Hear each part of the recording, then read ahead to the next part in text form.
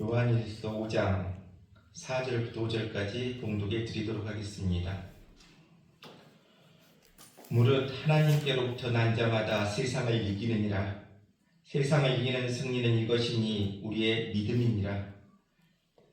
예수께서 하나님의 아들이심을 믿는 자가 아니면 세상을 이기는 자가 누구냐. 아멘.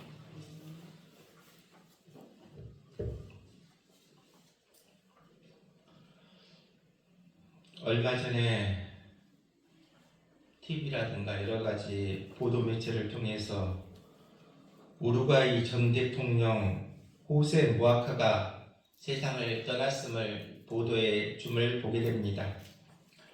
호세 무아카라는 그 우루과이 전 대통령은 가장 가난했던 대통령으로 유명한 사람입니다.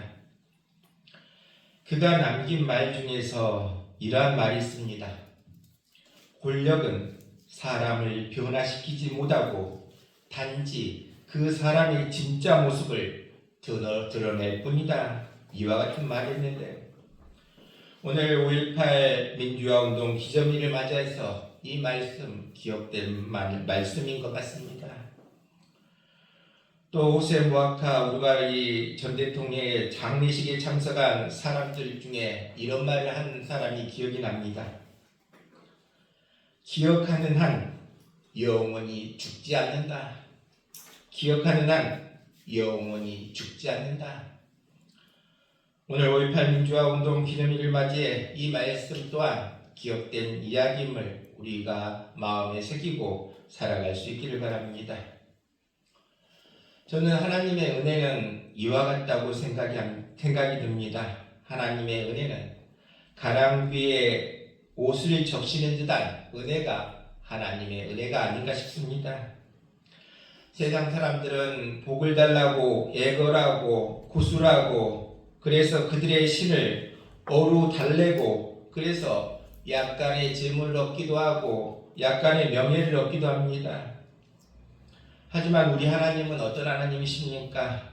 우리에게 축복을 주시려고 준비해 놓고 기다리시는 하나님이 우리 하나님이시다. 단지 우리에게 조건이 있습니다. 어떤 조건이 있습니까? 말씀에 순종하고 예배하고 기도하고 한 걸음 한 걸음 나아가면 축복을 주시겠다 약속해 주고 있습니다. 하지만 이와 같은 우리의 모습이 세상 사람들 눈에는 이상하게 보일 수 있다는 것입니다. 뭔가 해야 하는데 구슬이라도 해야 하고 3,000배라도 절을 하든지 뭘 해야지 이렇게 한 걸음 한 걸음 뚜벅뚜벅 걷는 신앙의 생활을 이상하게 볼 수도 있다는 것입니다. 하지만 우리 하나님은 이러한 모습을 보시고 오늘도 예배하는 우리의 모습, 오늘도 기도하는 우리의 모습을 보시고 축복해 주시겠다 약속해 주고 있습니다. 믿음은 적은 것 같다라는 생각이 듭니다. 한 푼, 두 푼이 모여서 큰 목돈이 되듯이 오늘 이 시간 우리의 작은 예배, 작은 기도, 작은 모습이 쌓여서 이러한 것들이 믿음으로 나타나고 그 믿음을 통해서 크게 역사된다라는 사실을 믿고 나아가는 우리 모두 될 수 있기를 바랍니다. 사람은 무엇을 생각하느냐가 중요합니다. 실패하는 사람은 실패할 것을 생각합니다. 성공한 사람들은 성공할 것을 생각합니다. 믿음의 사람은 하나님을 생각한다는 것입니다. 이스라엘 백성들을 보십시오. 홍해를 생각하니 이스라엘 백성들은 낙담했습니다. 바로의 군대를 생각하니 이스라엘 백성들은 공포에 사로잡혔다는 것입니다. 또 이스라엘 백성들은 자신들의 모습을 생각하니 메뚜기처럼 보였다 말씀해 주고 있습니다. 하지만 하나님을 생각할 때 믿음이 생기고 하나님을 생각할 때 길이 열리고 하나님을 생각할 때 낙심이 물러나고 희망이 찾아온다는 사실을 믿고 나아갈 수 있기를 바랍니다. 소설 빙점을 서서 작가로 데뷔한 이래 양치는 언덕, 살며 생각하며 길은 여기에 등 수많은 신앙 서적을 집필했던 미우라 아야코라는 작가가 있습니다. 물론 지금은 하나님의 부르심을 받았습니다. 이 여인은 전혀 때 아무런 인생의 의미를 찾지 못했다고 합니다. 게다가 육신 또한 중한 질병 때문에 많은 고통을 겪고 있었습니다. 그러기에 여러 번 자살 시도를 했지만 미수에 그쳤습니다. 그러한 아무 소망도 없는 이 여인에게 주님이 찾아오셨다는 것입니다. 주님이 찾아오셨고 만나주셨고 구원해 주셨습니다. 살아갈 이유를 주셨다는 사실입니다. 이때부터 뮤라 약군은 신앙의 글을 써서 전 세계 사람들에게 감동을 주고 수많은 영혼들을 하나님께 인도할 수 있었음을 보게 됩니다. 세상 사람들은 인생살이에 실패한 사람을 좋아하지 않습니다. 상대방에게 더 이상 얻을 것이 없다고 생각되면 가차없이 등을 돌려버리는 것이 세상이라는 것입니다. 나도 힘들어 죽겠는데 어떻게 네 고민까지 너까지 떠안을 수는 없다. 당신의 짐까지 들어줄 수는 없다. 이와 같이 돌아선다는 것입니다. 하지만 우리 주님은 어떤 분이십니까? 우리가 실패하고 마음 아파하고 눈물을 흘리며 탄식하는 그 자리에 어김없이 찾아와 주신다는 것입니다. 인생의 막다른 골목길에서 우리를 기다리고 계시다가 그곳에서 지친 우리의 영혼을 친히 만나주시는 분이 우리 주님이심을 기억하며 주님이 항상 나와 함께 있음을 기억하며 나아갈 수 있는 우리 모두 될 수 있기를 바랍니다. 우리가 인생을 살면서 행복한 순간도 불행한 순간도 느낄 때가 있다는 것입니다. 행복할 때 교만해서는 안 된다 말씀해 주고 있습니다. 또한 불행으로 좌절할 필요도 없다 이야기하고 있다는 것입니다. 왜 그렇습니까? 우리의 불행은 한순간 지나가는 바람과 같다. 성경은 이에 우리에게 말씀해 주고 있습니다. 고린도전서 10장 13절에 사람이 감당할 시험 밖에는 너희가 당할 것이 없나니 오직 하나님은 믿고사 너희가 감당하지 못할 시험당함을 허락하지 아니하시고 시험당할 쯤에 또한 피할 길을 내사 너희로 능히 감당하게 하시느니라 말씀해 주고 있습니다. 그러기에 우리가 이기지 못할 시험, 어려움 없다 말씀해 주고 있습니다. 때로는 우리가 당하는 어려움은 우리를 사랑하시는 하나님의 사랑의 표현이다 이와 같이 말씀해 주고 있습니다. 히브리서 12장 6절에 보면 주께서 그 사랑하는 자를 징계하시고 그가 받아들이시는 이들마다 채찍질 하시느니라 이와 같이 말하고 있습니다. 또한 우리를 견고한 믿음으로 성숙한 믿음으로 나아가기 위한 시험은 하나님의 축복이다 이와 같이 말씀해 주고 있습니다. 욥기 23장 10절에 보니 내가 가는 길을 오직 그가 하시나니 그가 나를 단련하신 후에는 내가 숭구름같이 되어 나오리라 말씀해 주고 있습니다. 우리는 세상을 살아가면서 많은 실수를 하게 됩니다. 그런데 실수하면 안 된다, 실수하면 안 된다 이렇게 생각하는 사람이 있다는 것입니다. 실수는 잘못된 것이라고 생각하기 때문이라는 것입니다. 하지만 그것이 더 잘못된 생각이라는 것입니다. 왜 그렇습니까? 하나님은 우리를 불완전한 존재로 만드셨다는 것입니다. 실수할 수밖에 없는 그러한 존재로 만드셨다는 것입니다. 그러면서 하나님은 그 실수를 통해서 우리가 더 성장하기를 원하고 계신다 말씀해 주고 있습니다. 그러기에 우리가 실수했을 때 좌절하거나 자책하기보다는 그것을 통하여 새로운 깨달음을 얻을 수 있는 우리 모두 될 수 있기를 바랍니다. 실패도 마찬가지라는 것입니다. 실패는 성공의 어머니다 이러한 말이 있습니다. 실패는 성공의 필연적인 과정이라는 것입니다. 그러기에 실패했을 때 좌절하거나 원망을 할 필요가 없다는 것입니다. 그저 내 인생의 밤이구나, 지금이 내 인생의 밤이구나, 머지않아 동이 터오를 것이다, 밝은 아침이 나에게 주어질 것이다, 그러한 희망으로 믿음으로 나아가는 우리 모두 될 수 있기를 바랍니다. 그러기에 사람들은 보면 실패한 사람들을 좋아하지 않는다는 것입니다. 성공한 사람을 좋아하고 유명한 사람, 영향력 있는 사람이 어떤 사람인가 그 곁에 서기를 좋아한다는 것입니다. 하지만 우리 주님은 어떤 분이십니까? 인생살이 실패해서 막다른 골목에 있는 영혼을 더 긍휼히 여기시는 분이시다. 그리고 기꺼이 찾아가시겠다. 그리고 그 영혼을 위해 이 땅에 오셨고 그 영혼을 구원하기 위해 십자가에서 피 흘려 죽으심을 기억할 수 있기를 바랍니다.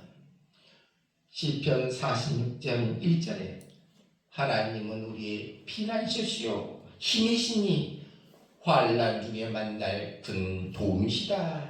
그렇습니다. 하나님이 우리의 힘이고 능력이고 도움임을 우리가 기억하고 나아갈 수 있기를 바랍니다.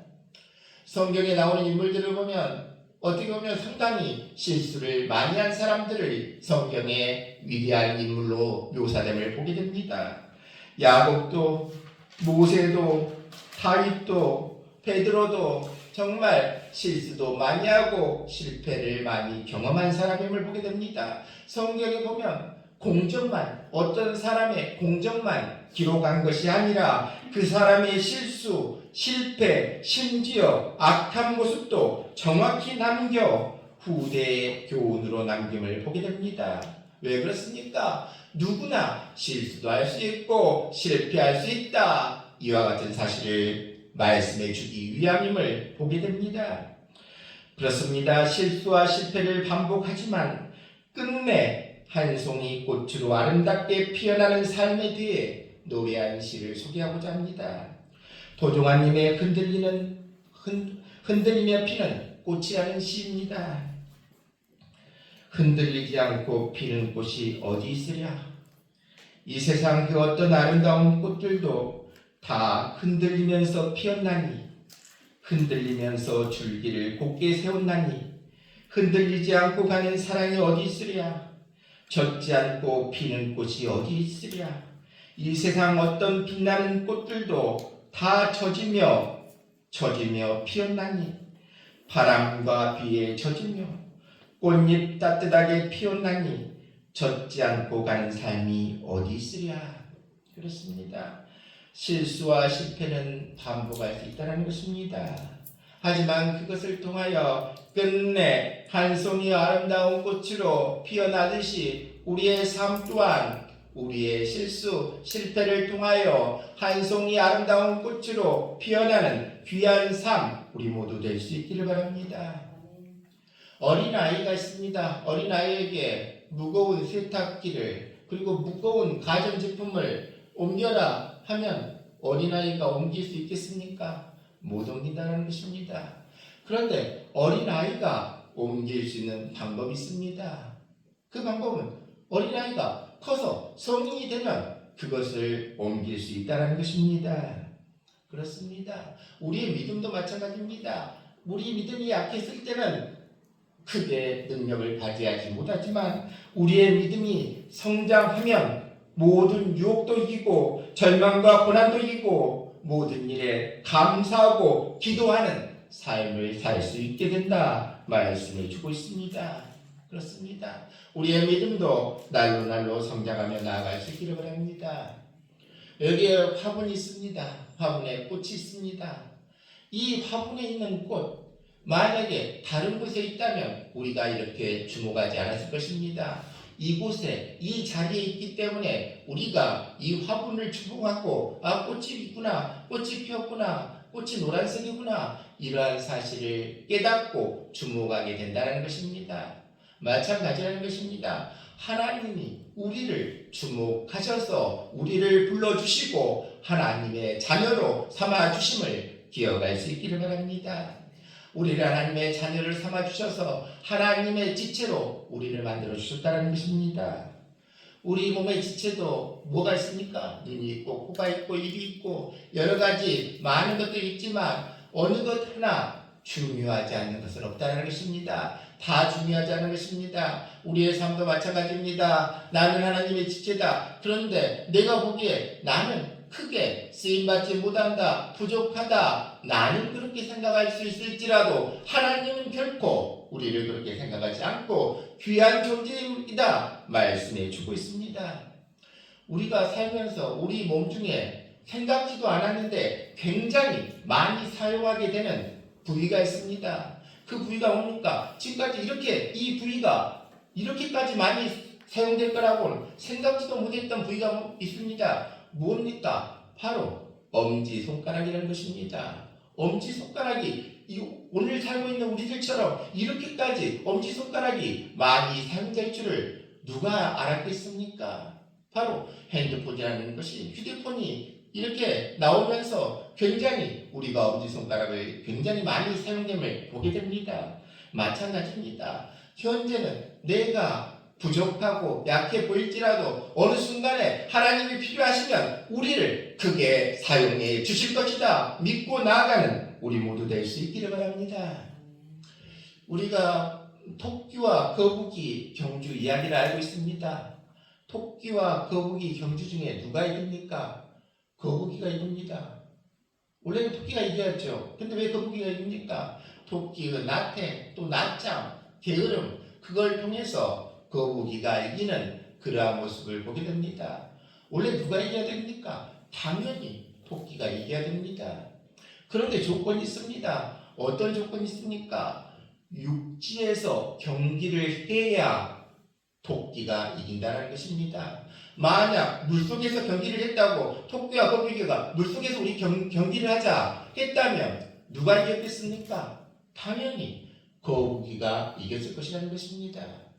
마찬가지입니다. 우리가 하나님이 없이 세상을 살아가면 이와 같이 질 수밖에 없습니다. 넘어질 수밖에 없다는 것입니다. 경기장이 다르다는 것입니다. 하지만 그 경기장을 하나님이 함께 한다는 경기장으로 바꾼다면 우리의 삶은 승리할 수 있고 이길 수 있다. 그러한 사실을 믿고 하나님이 나와 함께 하신다. 하나님이 나에게 능력 주신다. 이와 같은 믿음으로 나아가는 우리 모두 될 수 있기를 바랍니다. 하나님이 함께한 운동장에서는 반드시 승리할 수밖에 없다. 이러한 믿음으로 나아가는 우리 모두 될 수 있기를 바랍니다.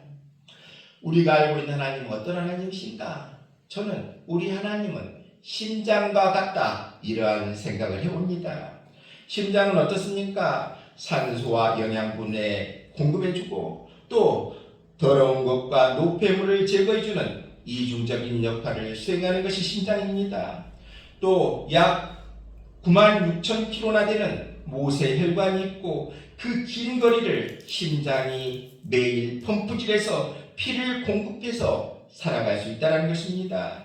또 심장은 좋은 것들은 받아들이고 나쁜 것들은 걸러주면서 계속 그 일을 하고 있는 것이 심장이라는 것입니다. 심장의 특징이 뭡니까? 쉬지 않는다는 것입니다. 심장이 이제 좀 쉬어야 되겠다. 쉬면 곧 죽음이라는 것입니다. 그러기에 우리가 일할 때도 잘 때도 결코 쉬지 않고 계속 펌프질하는 것이 우리의 심장이다. 바로 우리 하나님은 심장과 같은 하나님이시다. 이와 같이 생각이 든다는 것입니다. 언제나 우리가 살 때도 또 일할 때도 어떤 환경 속에서도 계속 쉬지 않고 심장이 일하듯이 우리 하나님은 우리를 위해 항상 언제나 어디서나 일하고 계시는 하나님이 우리 하나님이시고 그 하나님이 오늘도 나와 함께 하신다, 동행하신다. 그러한 사실을 믿고 나아가서 힘과 용기를 가지고 이 세상에 승리하는 귀한 우리 모두 될 수 있기를 바랍니다. 오늘 성경의 말씀을 통해서 우리 인생 승리해야 된다. 그런데 진정으로 승리하는 길은 다음과 같다. 이와 같다. 성경은 우리에게 이야기하고 있습니다. 바로 우리 삶의 인생의 가장 승리하는 비결은 예수 믿으면 승리한다 말씀해 주고 있습니다. 하나님께서 나에게 도움을 주실 때 비로소 승리할 수 있다 약속해 주고 있습니다. 세상에는 주님을 믿고 주님의 은혜와 도우심을 받고 살아가는 사람이 있습니다. 또 어떤 사람들은 내 힘으로 내 능력으로 살아야지 무슨 도움인가 내 힘으로 살아가려는 사람이 있습니다. 그런데 내 힘으로 살아간다고 사라집니까? 마치 계란으로 발치기처럼 안 된다는 것입니다. 깨질 수밖에 없다는 것입니다. 내 힘으로 살아가서는 안 된다. 주님의 은혜와 도우심을 받아야 승리할 수 있다 말씀해 주고 있습니다. 그렇습니다. 길은 하나입니다. 구원은 하나입니다. 하나님께서 그 아들 예수 그리스도 외에는 누구에게도 구원의 길을 주신 일이 없다 말씀해 주고 있습니다. 사도행전 4장 10절로 12절에 너희와 모든 이스라엘 백성들은 알라. 너희가 십자가에 못 박고 하나님이 죽은 자 가운데 살리신 나사렛 예수 그리스도의 이름으로 이 사람이 건강하게 되어 너희 앞에 섰느니라. 이 예수는 너희 건축자들의 버린 돌로서 진 모퉁이에 머릿돌이 되었느니라.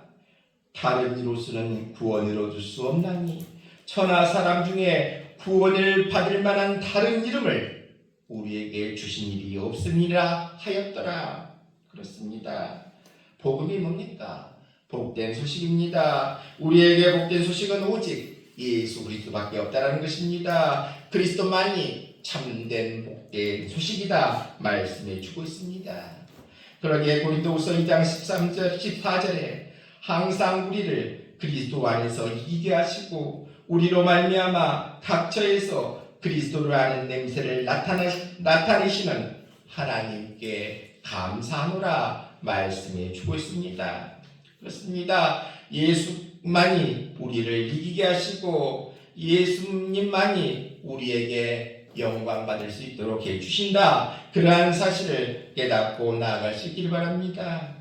그렇습니다. 우리가 삶의 인생에 승리하는 비결은 무엇입니까? 예수 믿고 나아가야 된다. 하나님 아들 예수 그리스도를 믿는 것밖에는 승리의 길이 없다라고 말하고 있습니다. 구원과 승리가 누구에게 속한 것입니까? 예수 그리스도께 속한 것이기 때문에 우리가 사는 길도 하나밖에 없다는 것입니다. 예수 그리스도밖에 없다 말씀해 주고 있습니다.